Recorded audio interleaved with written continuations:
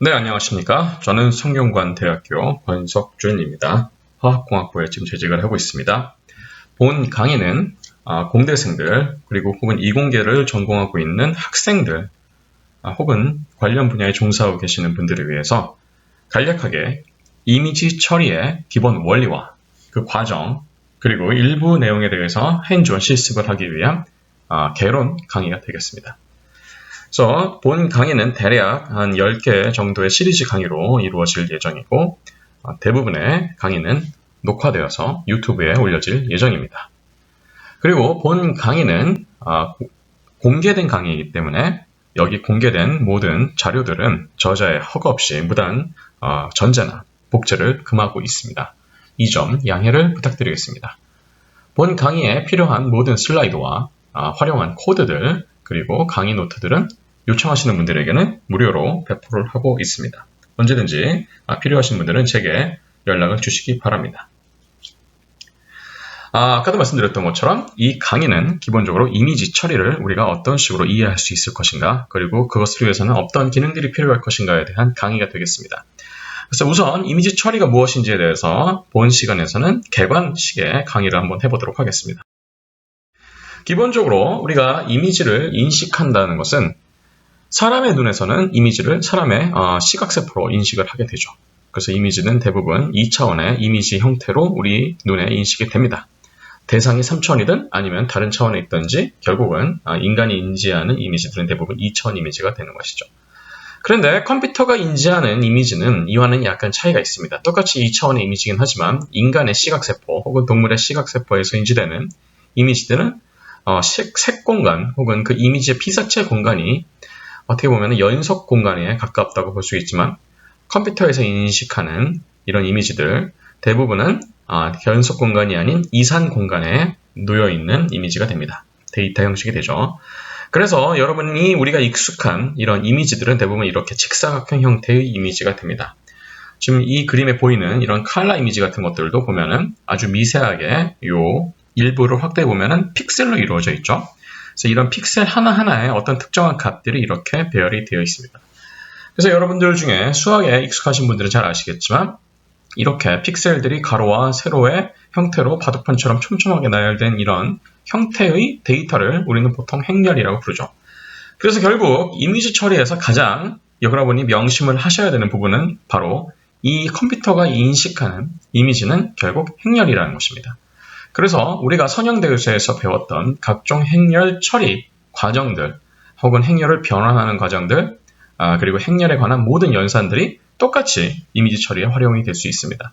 그래서 여러분들 중에 혹시나 이런 선형대수에 익숙하지 않은 분들이 계셨다면 이 부분에 대해서 어느 정도는 한번 리뷰를 하고 오시면 훨씬 더 학습 효과가 뛰어나게 개선이 될 것입니다. 기본적으로 우리가 인식하는 이미지들은 대부분 컬러 이미지가 됩니다. 그래서 우리가 보통 이런 컬러 이미지를 트루 컬러 이미지라고 하고 RGB 이미지라고 합니다. 그래서 컬러 이미지를 할 때 어느 정도의 규격이 필요한데요. 지금 이제 우리가 이미지, 컬러 이미지에 대해서 쓰는 규격은 0부터 255까지의 정수를 가질 수 있는 256, 그 다음에 256, 그리고 256에 곱하기로 이루어져 있는 컬러 정보를 씁니다. 왜 256의 세 가지가 필요한가? 결국 이 256, 256, 256은 빛의 3원색인 RGB, 즉 빨간색, 초록색, 그리고 파란색으로 이루어져 있는 이 세 가지 색 정보의 범위를 의미하는 것입니다. 그러니까 0부터 255까지 얼마나 빨간 정도가 바뀌는가, 0부터 255까지 얼마나 초록색 정도가 바뀌는가, 0부터 255까지 얼마나 파란색 정도가 바뀌는가를 우리가 조합을 하게 되면은 이론적으로는 2의 24승, 즉 약 1600만 개 정도의 서로 다른 색깔을 표시할 수 있는 것이죠.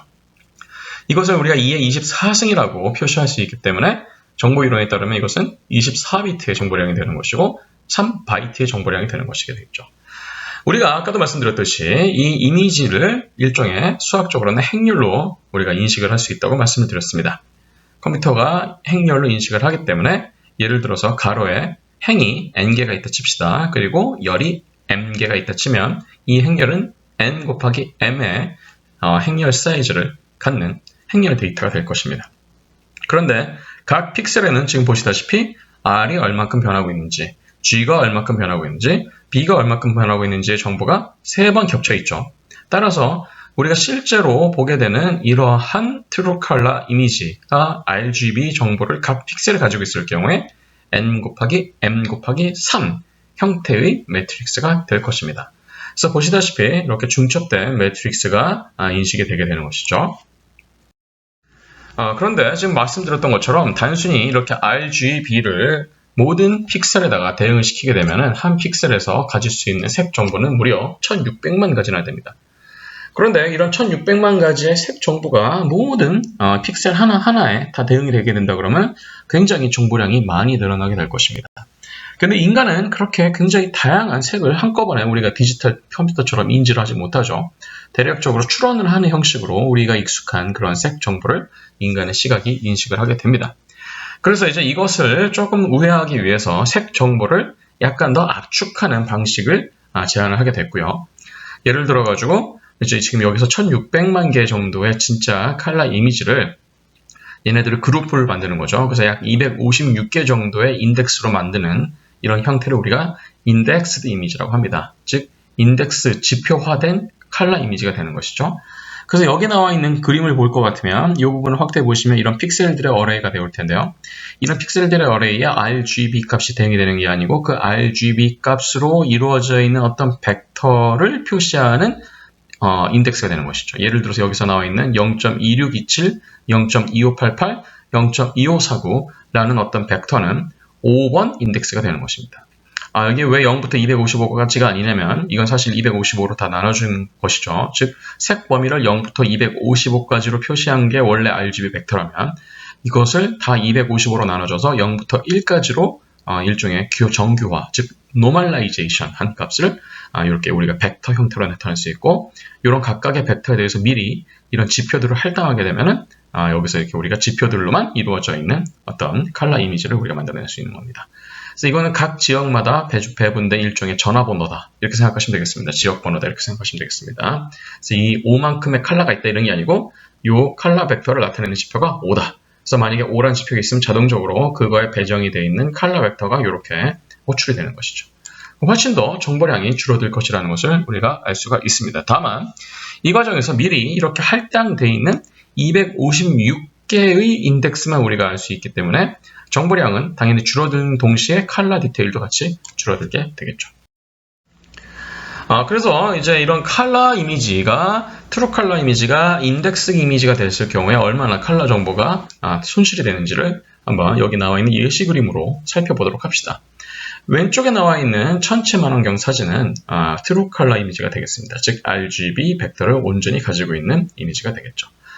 오른쪽에 있는 벡터는 똑같이 행과 열의 개수는 똑같습니다만 각 픽셀에 대응이 되어 있는 컬러 정보가 RGB 벡터 중에서 일부만 인덱스로 만들 수 있는 인덱스화된 컬러 이미지가 되겠습니다. 비슷한 컬러를 가지고 있긴 하지만 훨씬 더 해상도가 떨어지게 되었죠. 예를 들어서 지금 여기 나와 있는 보라색 부분을 볼 것 같으면 여기 굉장히 보라색, 같은 보라색 비슷한 느낌이 나오지만 굉장히 약간씩 다른 보라색 느낌이 나옵니다만 여기서 인덱스화된 것은 대부분 되게 뭉뚱그려진 이런 보라색 이미지가 나오는 것을 볼 수가 있습니다. 그래서 왼쪽의 오리지널 이미지에서 오른쪽의 인덱스 이미지로 갈수록 정보량은 줄어들고 그래서 따라서 압축이 더 잘 될 수는 있지만 그만큼 컬러 디테일이 사라질 수 있다라는 것을 여러분 한번 인식을 하시면 좋을 것 같습니다. 그래서 이미지 하나에는 얼마나 많은 정보량이 담겨져 있는지 이런 것들을 한번 간단하게 계산해 볼 필요도 있겠죠. 예를 들어서 한번 흑백 이미지를 한번 생각해 보겠습니다. 보통 이제 우리가 이미지를 여러 가지 종류로 나눕니다. 그냥 이제 바이너리 이미지 같은 경우에는 말 그대로 흑과 백만 있는 겁니다. 중간에 회색은 없는 거죠. 그런데 우리가 그레이스케일 이미지는 흑과 백 사이에 그 명암 정도가 여러 단계에 걸쳐서 나뉘어진 이미지를 우리가 그레이스케일 이미지라고 합니다. 그리고 각 픽셀에 RGB 정보가 담겨있는 이미지를 트루 컬러 이미지라고 하고요. 그것을 인덱스화 시킨 것을 인덱스드 이미지라는 것을 우리가 아까 앞전에 배웠습니다. 지금 여기 나와 있는 이 예시를 한번 보겠습니다. 왼쪽 위에 있는 그림은 보시다시피 검은색과 하얀색만 있는 이미지입니다. 그래서 이것은 검은색과 하얀색 두 가지 종류, 즉 0과 1, 검은색을 0으로 볼 수 있고 하얀색을 1로 볼 수 있고 혹은 반대로 둘 수 있죠. 그건 우리가 정하기 나름입니다. 중요한 것은 그렇게 상태가 0과 1이라는 두 상태만 있게 되므로 이것을 투레벨 혹은 바이너리 이미지라고 합니다. 그래서 완전히 검은색 아니면 흰색만 있는 그런 그림이 되겠죠. 이런 바이너리 이미지가 예를 들어서 가로, 세로가 모두 512개의 행과 열을 가지고 있다 칩시다. 그럼 이것은 2의 18승이 되죠. 그럼 이제 약 26만 개 정도의 픽셀이 해야 됩니다. 한 픽셀은 한 1비트로 우리가 대응을 시킬 수 있기 때문에 이 512 곱하기 512의 해상도를 가지고 있는 이미지, 흑백 이미지는 26만 비트 정도 되고서 이것을 바이트로 나타내면 32,000 바이트 정도가 되고 이것을 숫자로 표시하면 32.768 킬로 바이트가 되고 이것은 다시 말하면 0.033 메가바이트 정도의 정보량을 가지고 있는 것을 우리가 알 수 있죠. 근데 이것이 우리가 만약에 흑백 이미지가 아니고 만약에 컬러 이미지, 트루 컬러 이미지였다 칩시다. 똑같이 해상도는 512, 510이라고 치더라도 이 픽셀 하나에는 아까 말씀드렸던 것처럼 24비트의 컬러 정보가 배정이 될 수 있기 때문에 이번에는 여기다 24를 또 곱해야 되는 겁니다. 그러면은 그 컬러 이미지는 0.786 메가바이트가 되는 것이죠. 그래서 흑백 이미지에 비해서 컬러 이미지가 훨씬 더 많은 정보량을 가지고 있다는 것을 우리는 알 수가 있습니다. 그래서 왜 흑백 이미지에 비해서 이렇게 컬러 이미지가 더 많은 정보량을 가질 수밖에 없는지 여러분이 이런 행렬의 간단한 계산으로부터도 잘 인식을 하실 수 있으면 좋을 것 같습니다. 자, 그럼 도대체 이미지 프로세싱이라는 것이 무엇이냐? 여러분 이미 많은 분들은 포토샵 경험을 해보신 분도 있을 것이고요. 다양한 또 실험 장비에서 이미징을 찍어보셨던 분들, TEM이나 SEM이나 AFM 같은 이미지, 혹은 생체 재료를 하시는 분들 같은 경우에는 컴포컨 마이크로스캅 이미지, 혹은 첨체 물리학을 하시는 분들은 천체 만원경을 가지고 찍은 이미지, 혹은 인공위성 이미지, 혹은 자율주행차를 다루시는 분들은 다양한 이런 카메라 이미징 장비에서 얻을 수 있는 이미지, 라이드를 하시는 분들은 그런 라이다 반사된 이미지들 혹은 레이더 반사된 이미지들 등등의 굉장히 다양한 이미지를 다 얻어서 활용하고 계실 겁니다. 근데 여러분이 알게 모르게 얻은 그런 이미지들은 대부분 그냥 아주 날 것 그대로의 상태에서 이용이 되는 경우는 거의 없습니다. 왜 그러냐?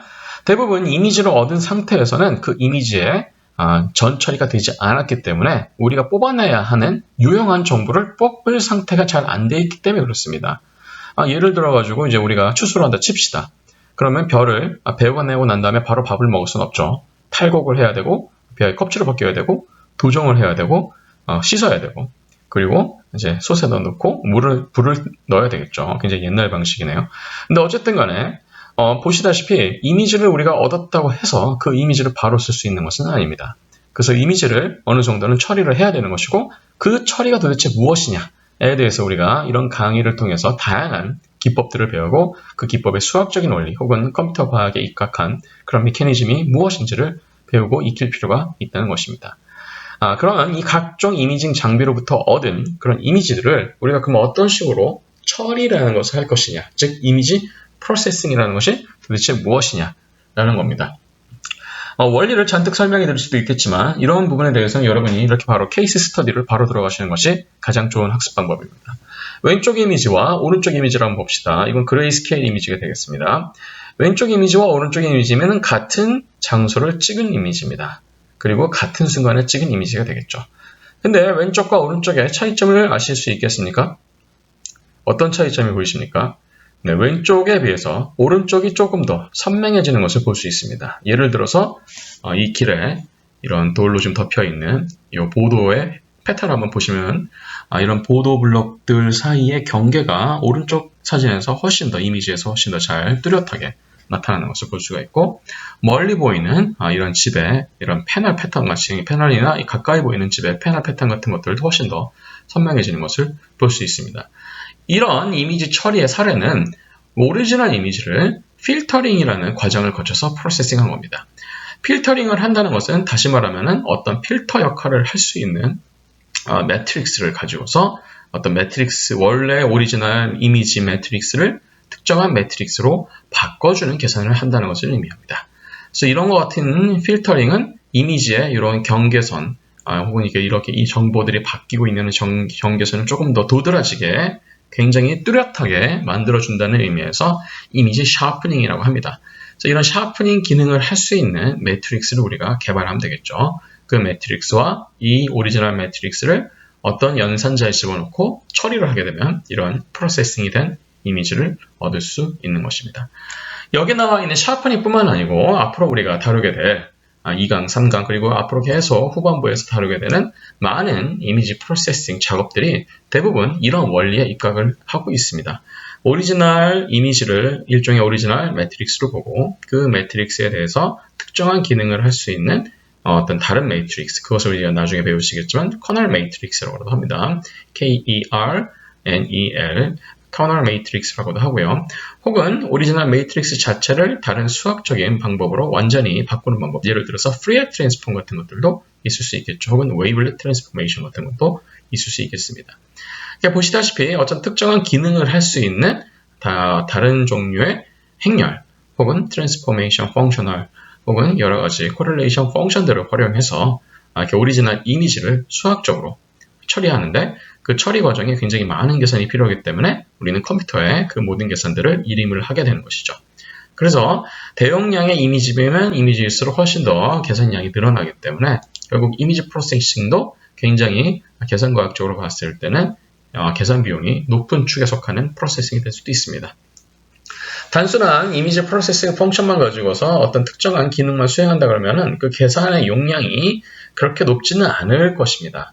근데 이제 보통은 한 가지 기능만 우리가 쓰는 것이 아니고 이미지를 예를 들어서 재조합을 한다든지 어떤 왜곡된 이미지를 복원을 한다든지 다른 이미지와 이 이미지를 비교를 한다든지 특정한 지역 부분을 찾는다든지 노이즈를 제거한다든지 혹은 이미지를 합성을 한다든지 하는 점점 고차원의 기능으로 가면 갈수록 단순한 기능으로 이미지를 프로세싱했을 때에 비해서 훨씬 더 오랜 시간과 계산 자원이 필요하게 됩니다. 그래서 이제 나중에 여러분이 조금 더 이 이미지 프로세싱에 대해서 더 깊게 배우시게 된다면 얼마나 이러한 처리 알고리즘들을 더 효율적으로 만들 수 있을 것이냐, 필요 없는 부분, 필요한 부분을 어떻게 구분할 수 있을 것이냐, 그리고 처리된 그 이미지가 얼마나 우리의 의도를 잘 살려주고 있느냐 등등에 대해서 더 정밀하게 분석할 수 있는 기회를 얻게 되실 겁니다. 여기 지금 이 슬라이드에 나와 있는 이런 샤프닝 펑션뿐만 아니고 굉장히 다양한 종류의 이미지 프로세싱이 있습니다. 예를 들어서 이제 왼쪽에 있는 것은 어떻게 보면 굉장히 자글자글한 노이즈가 껴있는 이미지죠, 맞죠? 오른쪽에 있는 이미지는 이런 자글자글한 노이즈가 사라진 이미지입니다. 해상도가 얼마나 바뀌었는지는 두 번째 문제고 일단 노이즈가 보기 싫었던 노이즈가 잔뜩 껴있던 이미지가 이렇게 노이즈가 없어진 이미지가 됐었죠. 그래서 지금은 요즘 같은 때는 이것을 미리 어떤 노이즈가 있고 없고에 대한 케이스를 컴퓨터에 학습시켜서 인공신경망을 가지고서 딥러닝을 돌리게 되면 노이즈를 깔끔하게 없애는 방법도 있습니다만 우리가 굳이 그러한 방법을 쓰지 않고더라도 이렇게 컨벤셔널한 이미지 프로세싱 방법을 이용하시면 깔끔하게 노이즈도 사실 여러 종류가 있습니다. 우리가 나중에 2강 혹은 3강에서 이런 노이즈 처리에 대해서 배울 때 노이즈의 특성과 노이즈의 각각의 노이즈에 대해서 우리가 어떤 식으로 대응할 수 있을지에 대해서도 설명을 드릴 것입니다. 어쨌든 노이즈가 이렇게 있을 때 노이즈를 우리가 어떤 식으로 처리할 것이냐, 이 노이즈를 어떤 시그널로 볼 것이냐, 노이즈의 분포의 특성은 어떻게 되는가, 노이즈가 제너레이션 된 원인은 무엇인가, 그것이 어떤 시스템 혹은 인스트루멘트, 즉 이미지를 획득한 CCD나 카메라 같은 문제냐, 아니면 이미지를 어떤 로우 데이터에서 다른 이미지로 변화하는 과정에 생기는 소프트웨어 에러냐, 혹은 다른 기능적인 에러가 있는 것이냐 등등을 판별할 필요가 있겠죠. 어쨌든 간에 왼쪽에 있는 노이즈의 이미지가 이렇게 오른쪽에 있는 프로세싱된 이미지로 바뀌는 이런 과정을 우리가 이미지 디노이징이라고 합니다. 즉 노이즈를 없애는 과정이 되겠죠. 노이즈를 없애는 것만이 능사는 아닙니다. 노이즈를 너무 없애는 거에만 치중하다 보면 이미지의 디테일까지 같이 사라지는 경우가 생깁니다. 예를 들어서 노이즈를 없애기 위해서 평균 작업을 할 수 있는, 국부적으로 평균을 낼 수 있는 그런 커널 매트릭스를 썼을 경우에는 그런 엣지 부분을 지나는 경우에는 엣지의 정보가 뭉개질 수가 있게 되겠죠. 그래서 이제 최적의 그런 노이즈, 디노이징을 할 수 있는 그런 방법들, 어떤 매트릭스면 매트릭스 사이즈 등등은, 혹은 에버리지를 할 것 같으면 에버리지를 하는 가중치 조절 등등을 우리가 정교하게 조절을 하면서 최적의 이미지 프로세싱 퀄리티를 추구할 필요도 있겠습니다. 이미지 프로세싱을 하는 것 자체가 목적이라기보다는 이미지를 어떻게 우리가 원했던 방향으로 최대한 좋은 성능을 가지게끔 처리하느냐가 더 중요하다는 것을 여러분 늘 유념을 해주시기 바랍니다. 단순히 처리하는 것이 문제가 아니고요. 처리한 후에 그 이미지로부터 어떠한 정보를 추가적으로 혹은 새롭게 발견하고 추출할 수 있을 것이냐, 여기까지 생각을 하셔야지 이미지 처리를 제대로 여러분이 잘 응용을 하시는 것이다 라고 생각을 합니다. 그래서 이제 그런 부분을 명심해 주시기 바라고요. 자, 이런 케이스는 어떨까요? 이것도 마찬가지로 여러분이 나중에 배우시게 되는 그런 이미지 프로세싱 툴이 되겠는데요. 왼쪽에 있는 것들은 딱 봐도 너무 빠른 피사체를 찍다 보니까 이렇게 초점이 제대로 안 맞거나 이 피사체를 고정시켰을 때에 비해서 훨씬 불분명한 그런 피사체의 모습이 찍힌 케이스가 되겠습니다. 요즘에는 이런 것들을 이제 카메라 차원에서, 하드웨어 차원에서는 뭐 손떨림 방지랄지, 어떤 자세 자동 보정이랄지, 초점 자동 유지 뭐 이런 장치들을 가지고도 할 수 있는데, 사실은 기본적으로 하드웨어 레벨에서 빠르게 움직이는 피사체를 찍게 되면은 이런 문제를 피하기는 굉장히 어렵습니다. 예를 들어서 이제 이렇게 수동형 카메라를 쓴다고 생각을 해봅시다. 그러면은 예를 들어서 굉장히 빠르게 움직이는 피사체를 잡기 위해서는 그 이미지를 찍어내는 프레임이 굉장히 프레임 프리퀀시가 굉장히 높아야 될 것입니다. 즉 초당 10장을 찍느냐, 뭐 초당 100장을 찍느냐에 따라서 실제로 그 1초 동안에 굉장히 빨리 움직이는 피사체를 얼마나 더 정확하게 그 찰나의 순간을 잡아낼 수 있을지가 결정이 되겠죠. 근데 이제 하드웨어 레벨에서 봤을 때 그렇게 셔터의 속도가 굉장히 높아질수록 결국은 한 컷에서 받아들일 수 있는 빛의 양이 줄어들게 되겠죠. 그렇게 되면은 시그널과 노이즈의 비율이 점점 낮아지게 됩니다. 그래서 굉장히 짧은 시간 동안 찍은, 고속으로 찍은 카메라 같은 경우에는 충분히 광량이 확보되지 않는 경우에는 노이즈가 점점 높아지는 부작용이 생길 수가 있게 되겠죠. 즉 하드웨어 레벨에서 노이즈의 수준을 어느 정도 이하로 통제하면서도 이렇게 피사체가 또렷하게 찍힐 수 있을 정도로 고속으로 움직이는 피사체의 이미지를 확보하는 일은 굉장히 어려운 일입니다. 따라서 이미 찍은 이런 블러링된 이런 것을 우리가 블러드 이미지라고 하는데요. 즉 흔들린 이미지가 되겠죠. 혹은 이제 뭉개진 이미지가 되겠죠. 이런 이미지들을 이제 우리가 후처리 단계에서 소프트웨어적으로 처리할 수 있는 기술을 확보하는 것도 굉장히 중요할 겁니다. 그래서 오른쪽에 있는 이미지 같은 경우는 왼쪽에 있는 이미지를 이제 어떻게 보면 디블러링 한 것이죠. 그래서 훨씬 더 알아보기 쉬운 이미지가 됐고, 특히 번호판 같은 것들은 훨씬 더 뚜렷하게 보이는 것을 우리가 알 수가 있습니다. 그래서 여러분이 아무리 고속도로에서 빨리 달린다고 해도 대부분 그 속도, 과속을 한 차량들의 번호판을 쉽게 인식할 수 있는 이유는 사실 기초적인 원리가 이미 잘 알려져 있기 때문에 그렇습니다. 여기 있는 이런 디블러링 커널을 써서 매트릭스를 돌렸기 때문에 그런 거죠. 매트릭스 캘큘레이션을. 그래서 여러분이 거의 뭐 KTX의 속도로 달려도 사실은 다 인식을 할 수 있는 수준까지 오고 있습니다. 그래서 이렇게 디블러링을 할 수 있는 것도 결국은 이런 이미지 프로세싱의 영역이 된다라는 것까지 여러분이 이해하시면 좋을 것 같습니다. 디블러링이 뭐 여러 가지 이제 여러분 케이스를 보실 수가 있게 되겠는데요. 대부분 야간에 이렇게 빛의 노출이 한계가 있을 때, 제한이 되어 있을 때, 보통 이렇게 손떨림이 잘 안 되거나, 제어가 잘 안 되거나, 빛의 노출이 충분치가 않았을 때, 블러링이 된 이미지를 얻을 확률이 굉장히 높습니다. 그래서 이런 블러드된 이미지 같은 것들이 우리가 어느 방향으로 블러링이 됐는지를 파악하는 것도 되게 중요하죠. 그리고 얼마나 빨리 또 블러링이 됐는지를 파악하는 것도 중요합니다. 그런 것들을 이제 우리가 최적화 차원에서 다룰 수 있는 그런 디블러링 매트릭스들이 다 있습니다. 그런 매트릭스에 대해서도 우리가 후반부에 다루도록 할 것입니다. 그리고 이미지 프로세싱에서 또 한 가지 우리가 빼놓을 수 없는 것 중에 하나가 아까 잠깐 말씀을 드렸던 그런 엣지 샤프니스를 포함한 이미지 인핸스먼트라는 겁니다. 그래서 여기 나와 있는 이런 달 사진을 보실 것 같으면 왼쪽 사진과 오른쪽 사진을 비교해 봤을 때 오른쪽 사진이 훨씬 더 선명한 피처를 가지고 있는 것을 볼 수 있죠. 예를 들어서 분화구 같은 것들이 훨씬 더 뚜렷하게 잘 보이는 것을 볼 수가 있습니다. 그래서 해상도가 낮은 이미지 같은 경우에는 오히려 해상도를 강제로 늘려주는 그런 프로세싱을 할 수도 있겠고요. 아까 말씀드렸던 그런 엣지 샤프니스 같은 것들을 조절하는 이미지 프로세싱도 우리가 할 수 있을 것입니다. 결국은 이미지의 행렬 형태로 볼 수 있는 이런 이미지 데이터를 우리가 얼마나 기본 정보를 확보를 하면서도 보존을 하면서도 우리가 원하는 방향으로 기능을 인핸스먼트 할 수 있을 것인지가 이미지 프로세싱의 핵심 어떤 퍼포먼스를 결정하는 지표가 될 것입니다.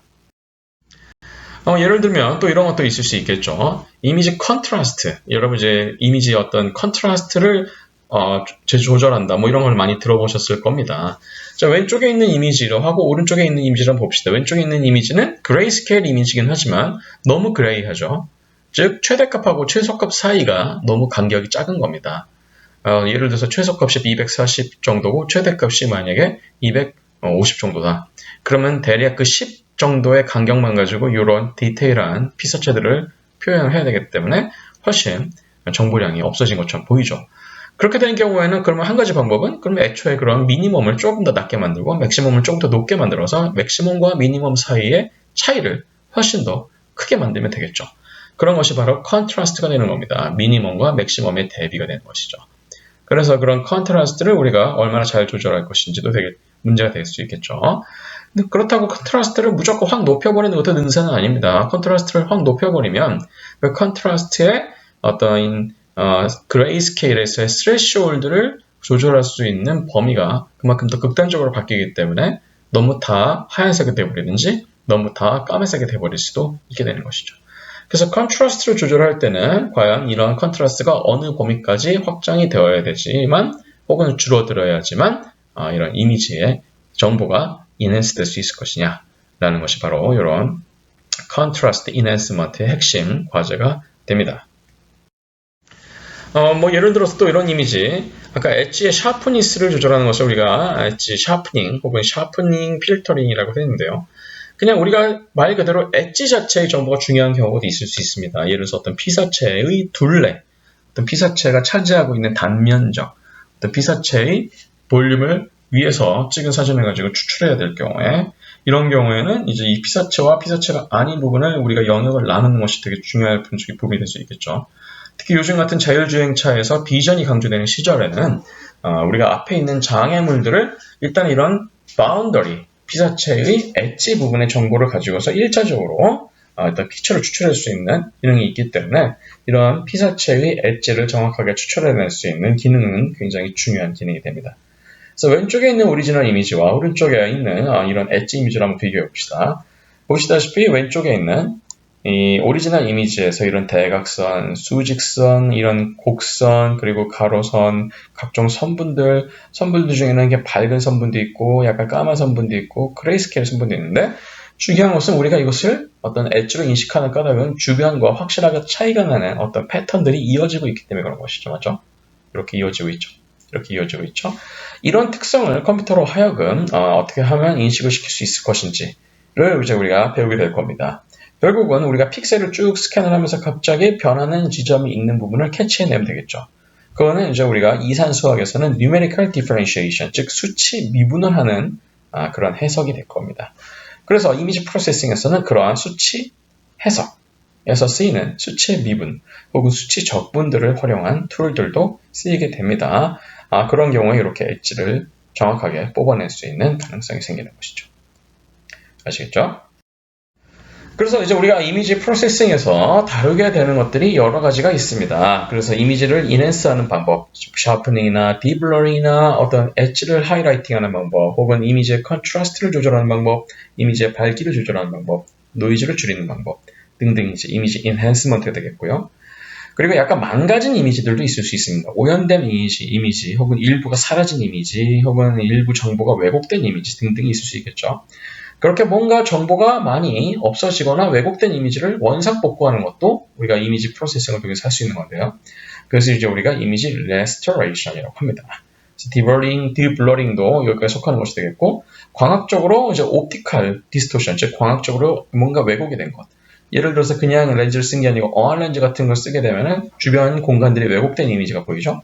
그래서 우리가 만약에 평범한 이미지를 바꾸려고 그러면 도대체 어떤 수학적인 과정을 거쳐야 되느냐. 이런 것들도 결국 이미지 리스토레이션에서 우리가 배우게 되는 내용이 됩니다. 그리고 뭔가 자글자글한 노이즈들이 끼긴 끼는데 그 노이즈들 사이에 뭔가 패턴이 껴있는 경우도 있을 수 있습니다. 뭔가 이렇게 밭간 것처럼 골도 있고 이랑도 있고 골도 있고 뭐 이랑도 있고 뭐 이런 식으로 고랑이랑이죠. 뭐 그런 식으로 이제 돼 있는 어떤 주기적으로 나타나는 노이즈 같은 게 있으면 그건 또 어떻게 우리가 없앨 수 있을 것이냐. 이런 것들도 이미지 리스토레이션의 일부가 됩니다. 그리고 이미지 세그멘테이션이라는 것도 있습니다. 이미지 세그멘테이션이라는 것은 우리가 어떤 이미지가 있을 때 그 이미지에서 우리가 원하는 부분만 정확하게 골라내는 겁니다. 예를 들어서 아까 말씀드렸던 것처럼 자율주행차에서 요구되는 것이 앞에 있는 장애물 중에 어떤 부분이 사람이고 어떤 부분이 고정형 어떤 그런 물건이고 어떤 부분이 이동형 물체인가 이런 것들로 우리가 정확하게 구분해낼 수 있어야 되겠죠. 그래서 원하는 것들만 묶어내는 클러스터링 혹은 self-organized mapping, 혹은 뭐 각종 random forest나 나아가 artificial neural network, 즉 인공신경망을 이용한 그런 방법들을 가지고서 이렇게 이미지의 세그멘테이션도 우리가 할 수가 있습니다. 그래서 여기는 뭐 라인이나 서클 이런 얘기만 했지만 쉐입을 리코그니션 할 수 있고요. 재질을 리코그니션 할 수도 있고요. 종류별로 리코그니션 할 수 있고 각종 종류별로 묶은 애들을 따로 그룹핑을 만들 수도 있고 분류도 할 수도 있습니다. 요즘에 이제 딥러닝이 가미가 되고 있기 때문에 이러한 각종 인핸스되어 있는 기능들이 점점 갖춰지고 있죠.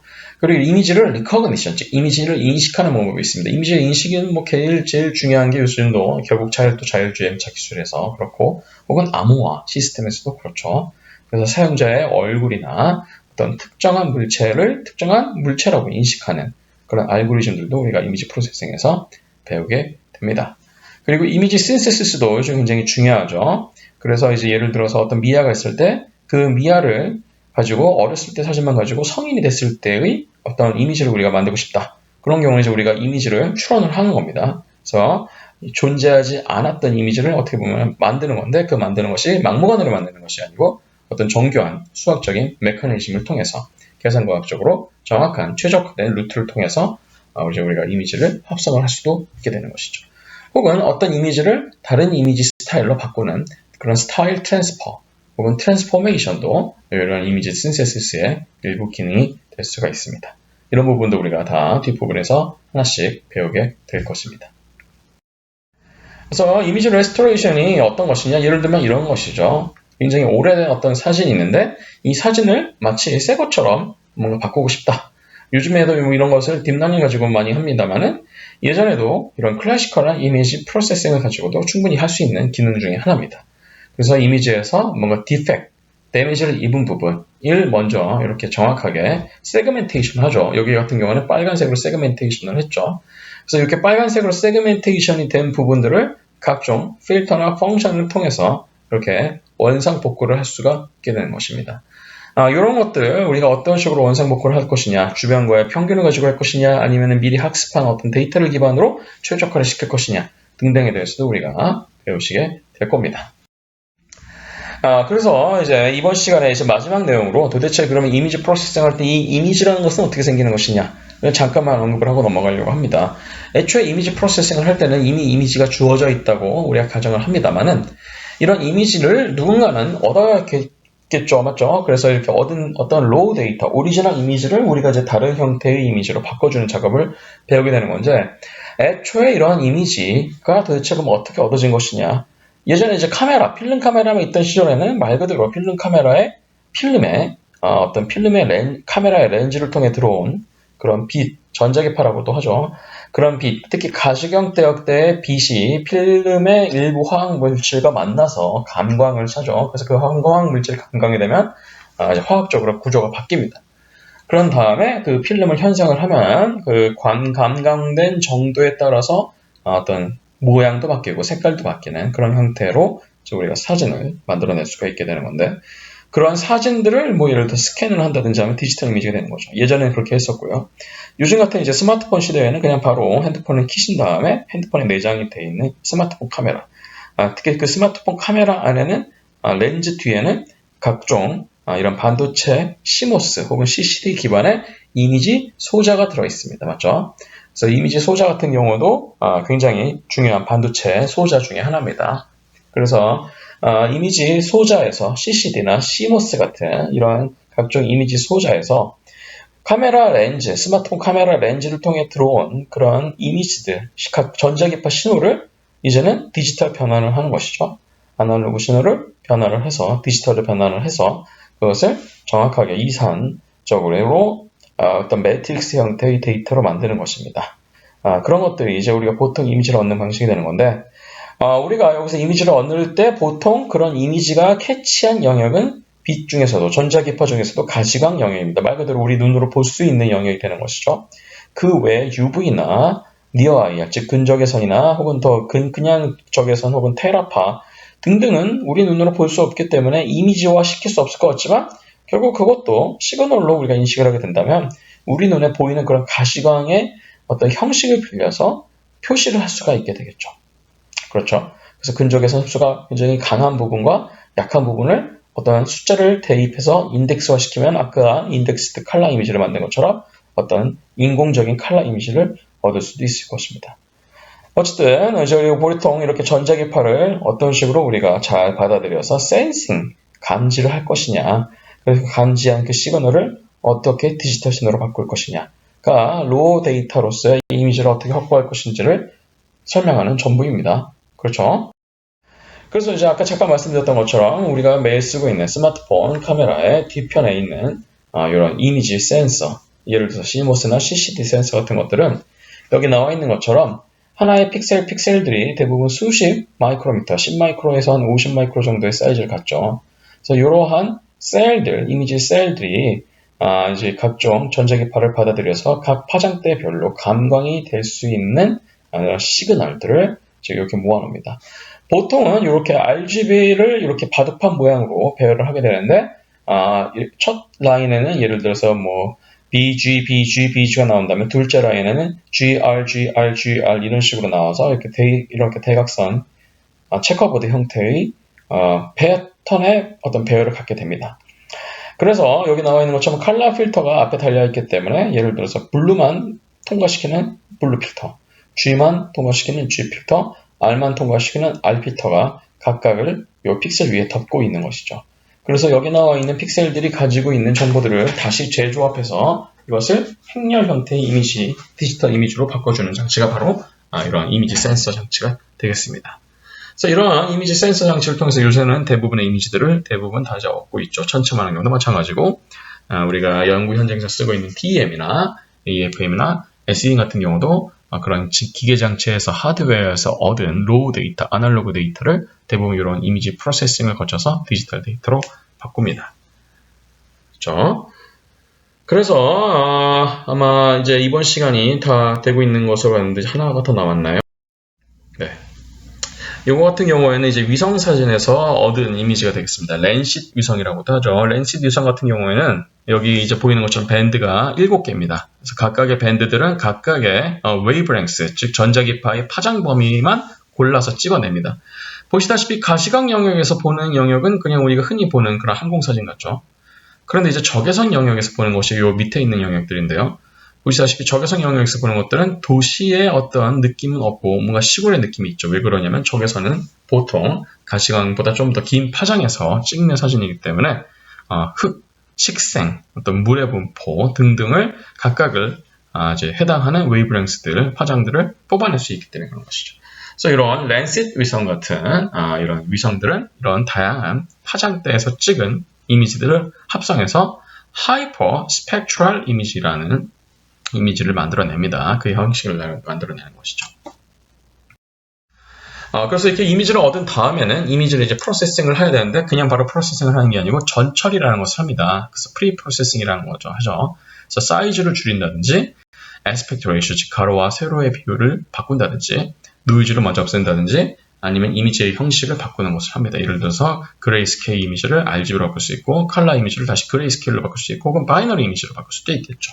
필요에 따라서 그것은 여러분이 이제 어떤 이런 용도로 이런 이미지를 처리할 것이냐에 따라 바뀌게 됩니다.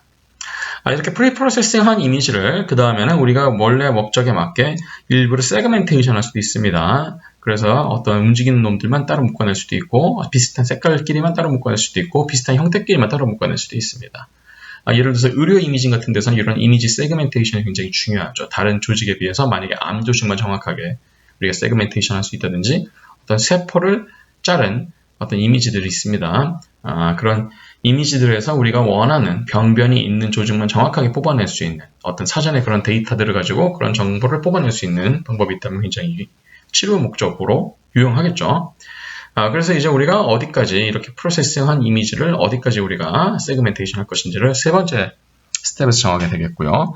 네 번째 스텝에서는 이렇게 프로세싱을 할 때 우리가 어떤 기능을 인핸스먼트 할 것이냐, 그래서 어떤 펑션을 쓸 것이냐, 어떤 트랜스포메이션을 쓸 것이냐, 어떤 커널 매트릭스를 쓸 것이냐 등등이 이제 여기서 결정이 되게 되겠죠.